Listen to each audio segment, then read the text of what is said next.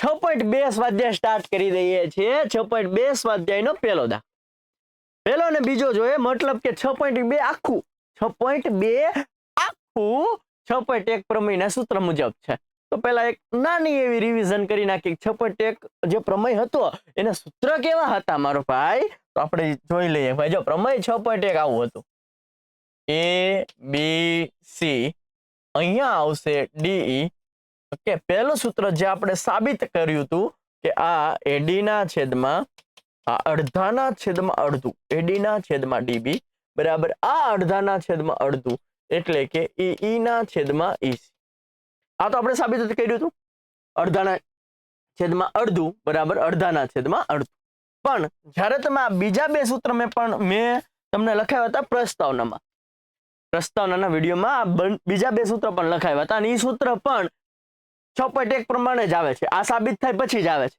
આ સાબિત થાય અને બંને બાજુ +1 એડ કરો એટલે બીજું મળી જાય પછી આમ ઊંધું કરીને +1 એડ કરો તો કંઈક ત્રીજું મળી જાય એટલે આ બીજું ને ત્રીજું સૂત્ર છે એ પણ પ્રમેય 6.1 ના જ કહેવાય ઓકે શું છે બીજું ત્રીજું સૂત્ર ઉપરનું અડધું છેદમાં આખું બરાબર ઉપરનું અડધું છેદમાં આખું ઓકે ત્રીજું સૂત્ર છે નીચેનું અડધું છેદમાં આખું બરાબર નીચેનું અડધું છેદમાં આખું તો આ ત્રણ સૂત્રો છે જે પ્રમેય 6.1 પ્રમાણે કયા સૂત્ર પ્રમાણે છે પ્રમેય 6.1 પ્રમાણે છે અને સ્વાધ્યાય 6.2 આખું આ ત્રણ સૂત્ર ઉપર જ છે ઓકે જો સમાંતર રેખા હોય ને આ D અને BC તો જ આપણે આવું લખી શકીએ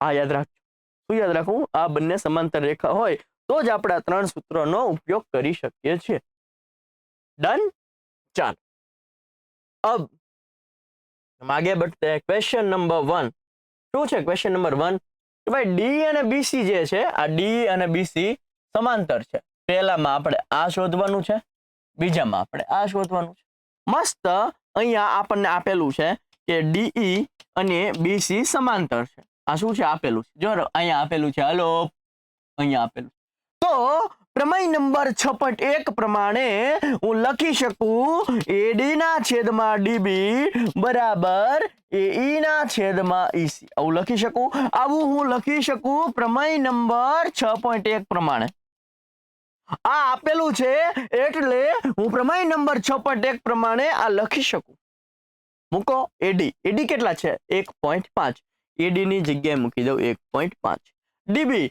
DB શું છે તો કે 3 છે ઓકે AE કેટલો છે 1 છે અને EC આપણે શું કરવાનું છે શોધવાનું છે દોઢ દુ 3 થાય ઉપર કાઈ ન હોય તો 1 EC તમને કેટલા મળી ગયા 2 મળી ગયા કારણ કે EC આમ જતા રહેશે EC એકા EC બરાબર 2 એકુ કેટલા થશે 2 થશે કે જો તમને આ દાખલો 2 માર્ક્સમાં પૂછાય તો આટલી પ્રોસેસ તમારે કરવી પડે ઓકે અહીંયા મેં ખોટું આમ લઈ લીધું પ્રમેય 6.1 લખેલું દેખાડવાનું છે આપણે પાછું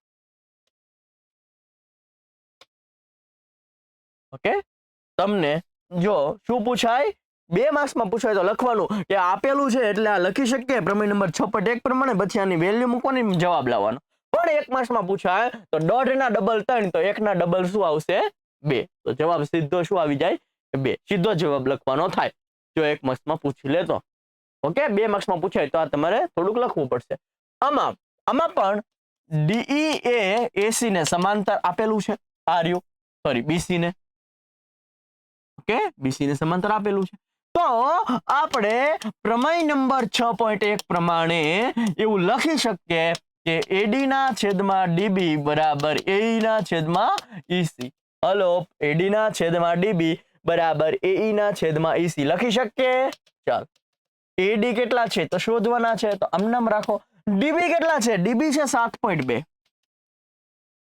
AE કેટલા છે 1.8 EC કેટલા છે 5.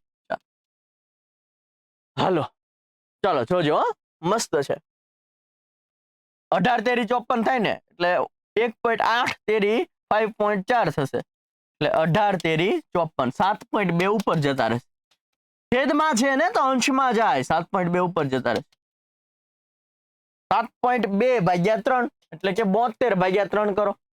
ઓકે, 72 ભાગ્યા 3 કરો. પોઈન્ટ થોડીક વાર ભૂલી જાઓ તો 3 દુ 6, 1 વધે 3 ચોક 12, 24 આવશે. એક આંકડા પછી પોઈન્ટ છે તો એક આંકડા પછી પોઈન્ટ મૂકી દેશું. ડન. અને આમ પણ ખબર પડે 1.8 તેરી થાય 5.4 એટલે કે 5.4 ભાગ્યા 3 આ થાય તો 7.2 ભાગ્યા 3 કરશો ને એટલે આ જવાબ મળી જશે 2.4.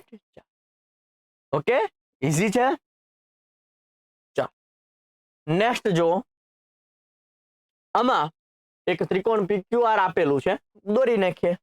ત્રિકોણ શું દોરી નાખીએ? ત્રિકોણ PQR આપણે દોરી નાખ્યું. PQ અને PR પર આપેલા છે દરેક. ઓકે, EF જે છે એ QR ને સમાંતર છે. આ QR ને સમાંતર EF છે.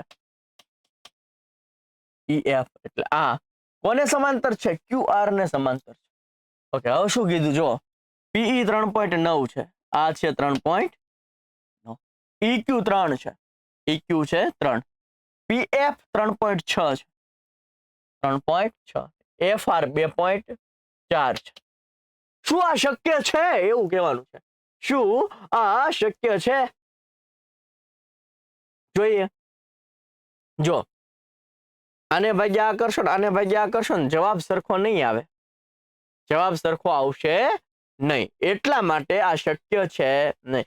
જો EF અને QR સમાંતર હોય તો આને ભાગ્યા આ કરો ને એ જ જવાબ આને ભાગ્યા આનો આવવો જોઈએ. તો અહીં PE ના છેદમાં EQ નો જે જવાબ આવે છે E અને PF ના છેદમાં FR નો જે જવાબ આવે છે, કોનો? FR નો જે જવાબ આવે છે એ સરખો નથી આવતો, માટે શક્ય નથી. શક્ય નથી, પોસિબલ નથી ભાઈ. કારણ કે આના છેદમાં આનો જવાબ ને આના છેદમાં આનો જવાબ સરખો છે નહીં. નેક્સ્ટ જોઈએ.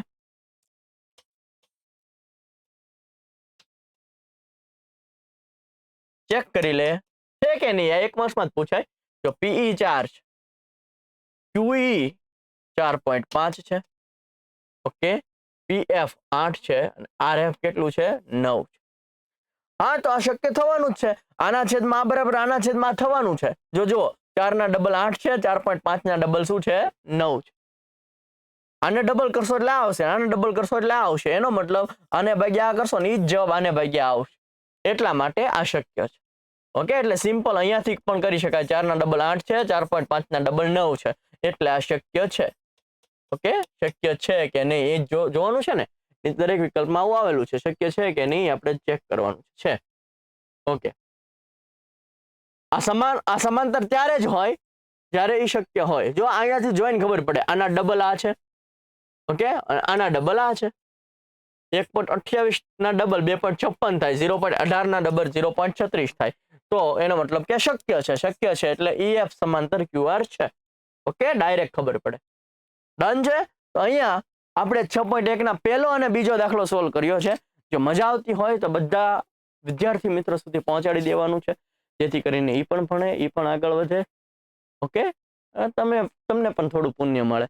ઓકે, આટલું કામ કરવાનું છે. મેક્સિમમ લાઈક, શેર, સબસ્ક્રાઇબ કરી નાખો. મેક્સિમમ શેર કરી દો, બધા સુધી પહોંચાડી દો. આવા વિડીયો આવતા રહેશે. મળીએ છીએ નેક્સ્ટ લેક્ચરમાં. ત્યાં સુધી જય હિન્દ, જય ભારત.